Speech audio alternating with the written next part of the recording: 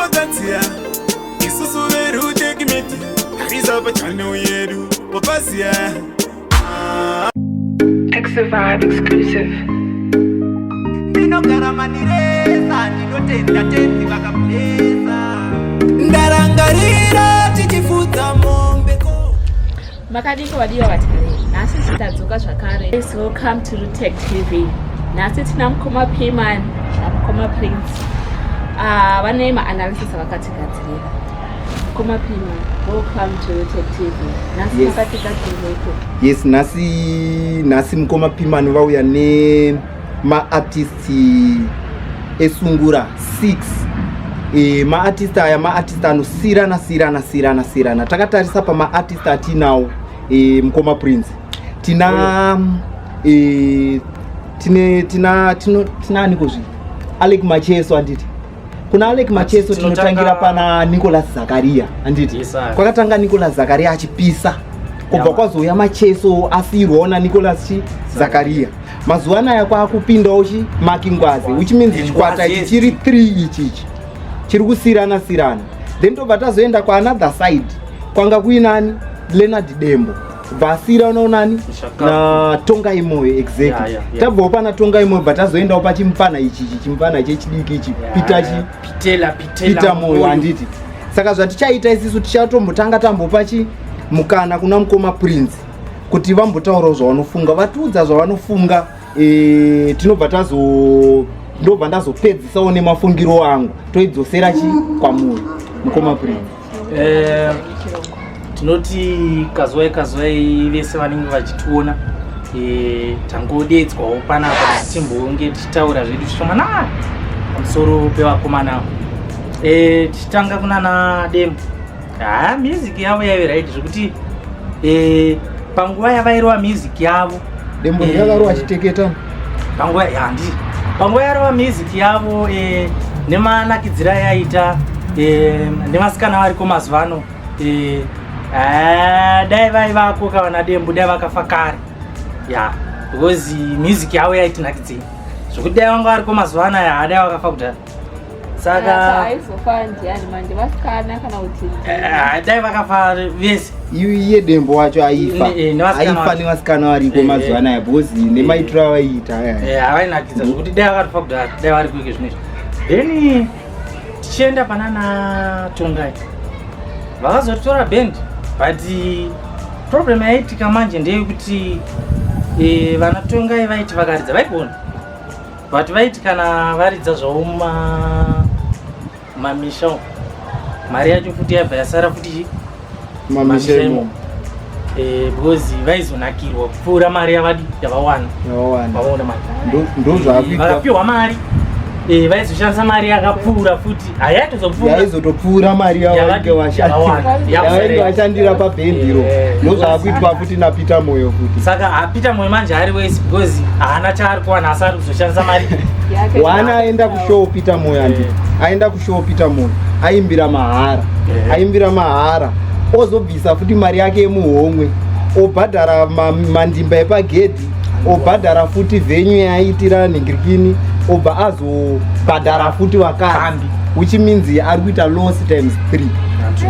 But manje maonero angu inini combination iri nani kunyange zvazvoina Makingwazi asingagoni ane noise sekutaura kwamakamboita Mukoma Prince but combination yavo yakanaka because Nicholas Zakaria still achiri kurova ende achiri mupenyu senior lecturer akagona kuguruma because makatarisawo futi anonzi ani Makingwazi ane tumasongo twake twechechi twarumborova ronde twechechi yes which means zviri kufambirana chi zvakangodaro madzibaba vairova ende nanhasi vachiri kungoimba kunyange zvazvo vachembera. Indina mubvunzo pamuri mimi kuti ine madzibaba wacho handina kana vhesi 1 randakazombonzora vaimborova rinoratidza kuti zvechiwachi ndimadzibaba pamwe waita akazvembiya zvechipostori but kuchipostori pachonaka vanofana kunyatsouya kana kumbotyorawo kana muzura havana kana pawakambotyora muzura zvokuti kana chero vakati ikaridzwa apa vanhu vanyatsona kuti hazveshuwa gospel sungura vana fathers vaifana kumbozviradza chi but then kuita baba Macheso Baba Manjaso ndo munhu wekuti vakakwanisa kubatsira vapfana vana Makingwazi. Ndiona sekuti zvinogona kubuda because vana Macheso dzungu kampani iramba kusakara. Dzungu kampani.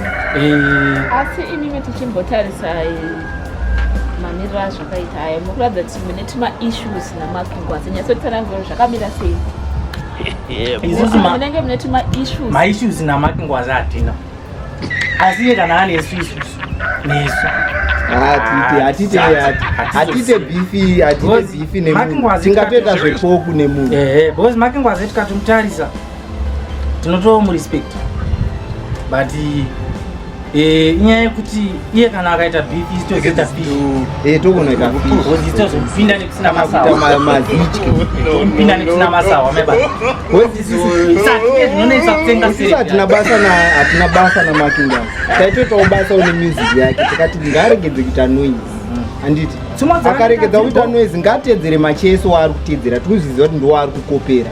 Ende isusu Macheso wacho tikuzviziva kuti akatorawo manotsi kuna Nicholas Zakaria. Handindizvo Macheso munhu akutoti andozviziva kuti kune masenior kumashure kwake. Handiti that's why akazotanga kuzviti senior lecture. Handiti but mukomana manje ari kuita noise. Tikati noise dzikisawo mbichana volume ukwidzewo chi ubalanzise so zvinhu zvikabhalanza bo iye akuita se akutsanga.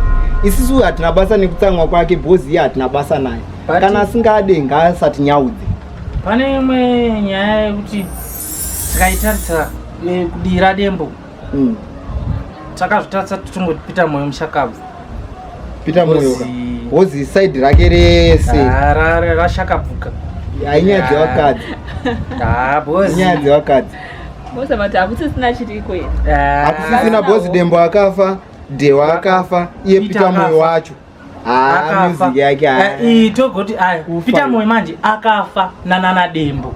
Asipo. Akafa nana Dembo. Asipo. Kwete akafa zvedead akafanana naDembo. Asipo. Nekuti Pita moyo music yake yatopfurwa neyaDembo pama latest. Bozi yaDembo yato latest. Kupfura yakadhakwa zisingaiti mufanira. Ngaregedze kuimba zvake.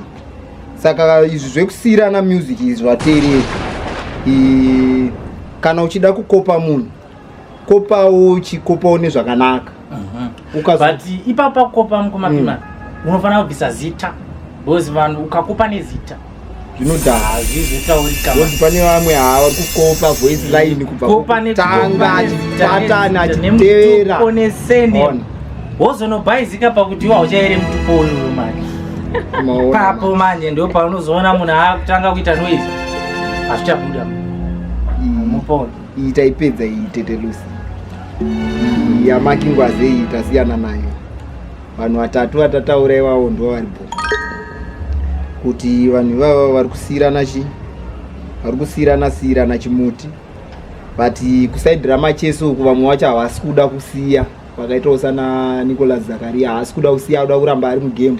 Macheso futi auda kuramba ari mugame.